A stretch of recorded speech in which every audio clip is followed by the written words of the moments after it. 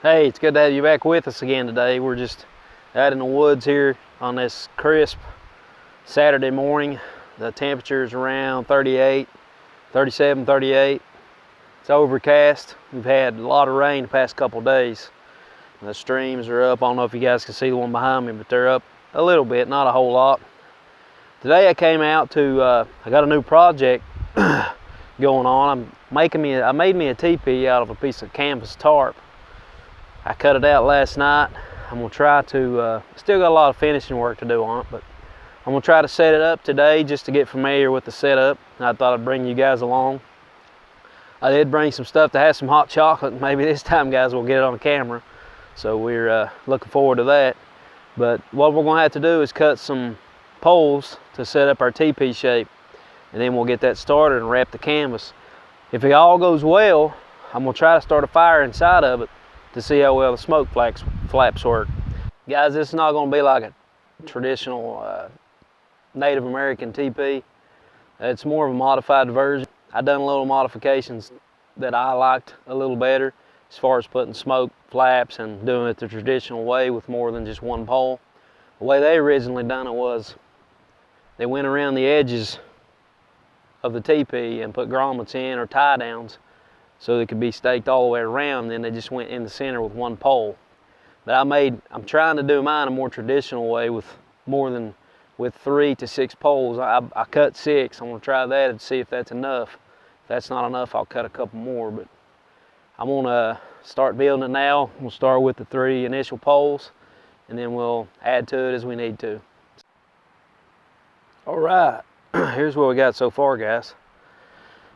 Got it set up, and again, don't judge me, please.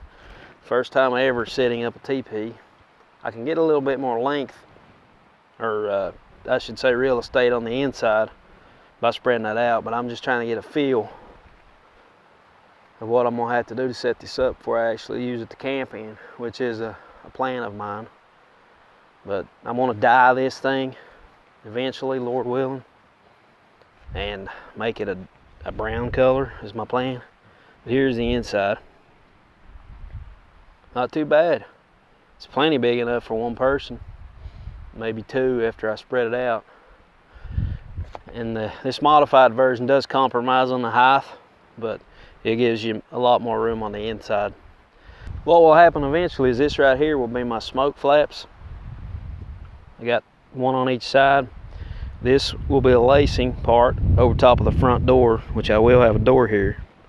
You can see where I cut it out for the door, and I'll make me another canvas piece to fit over that.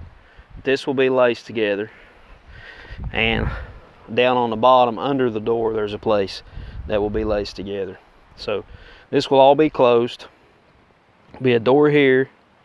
This will be smoke flaps to open when the fire's being built, and when there's no fire, you just close them up and it seals the top.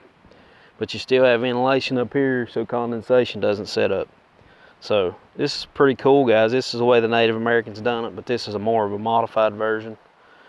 And I got a lot of work to do. I have to sew around all these seams to keep this from unraveling. And then eventually I'm gonna dye this and try my best to waterproof it. But I'm gonna try to gather up a little bit of wood, try to get a fire going, see how it works. All right, guys, I'm in the teepee now. I'm gonna try to get this fire going. Got my small fire kit here. I don't know if I've showed this to you guys before. I think I might have. But it's made just like the other one, except it's leather. And it just cinches like the other one does, with a leather strap and a cord lock. I've got fire tinder inside. Got a ferro rod, a lighter, and matches. Today we're going to try our ferro rod. This is not a really great ferro rod, guys, but it works in a pinch. So first thing we'll start off with is a piece of rope.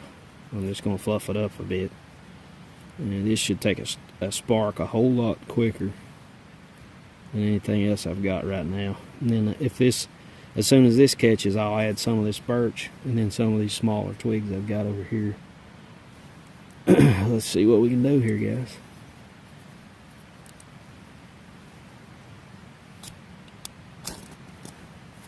Well, that worked pretty quick, didn't it? Get some of this birch to catch, which don't take a whole lot. And I'm gonna put some of the smaller twigs I got over here on it.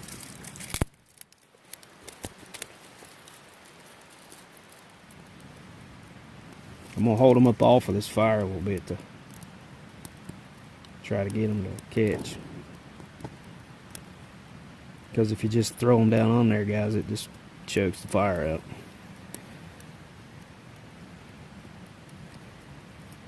But it does get kind of hot on your hands sometimes.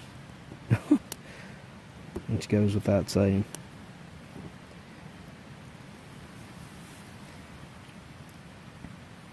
Now hopefully we can keep this going.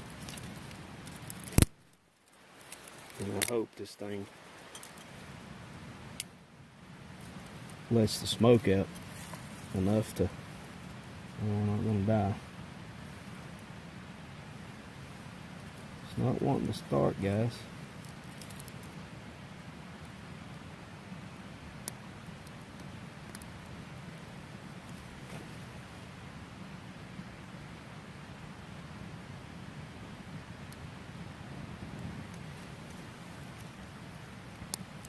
That's the realism of the whole thing. It's not always easy to get a fire going. Trust me. Especially with the rain we've had Thursday and Friday, guys. It rained continuously. We were under flood watches and all kinds of stuff in this area where I'm at. It was pretty bad.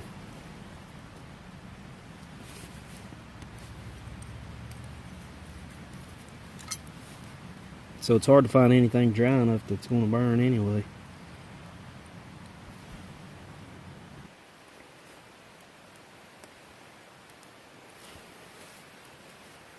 Well, we're going to give it our best shot here to get this going.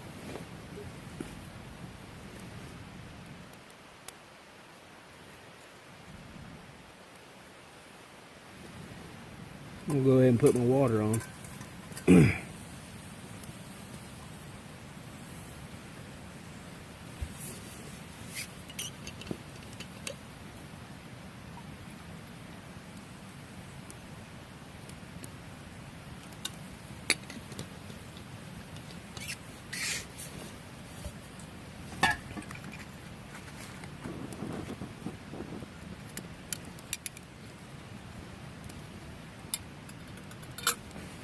Hot. Finally catching up some, huh? Oh yeah, we'll have hot water before you know it, guys.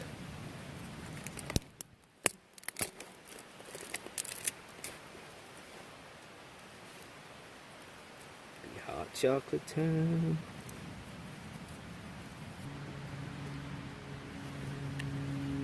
Right.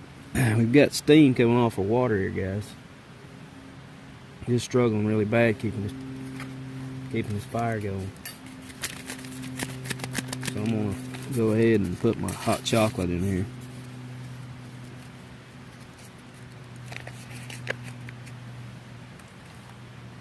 Ooh, marshmallows. Wasn't expecting that.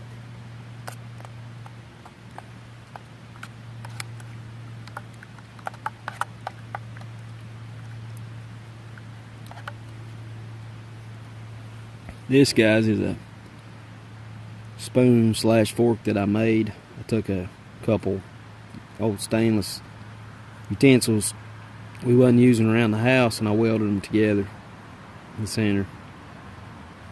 So it's stainless. I mean, it's not light like titanium, but it does the job. It works. I keep it with my cook set. Alright, we got some hot chocolate now.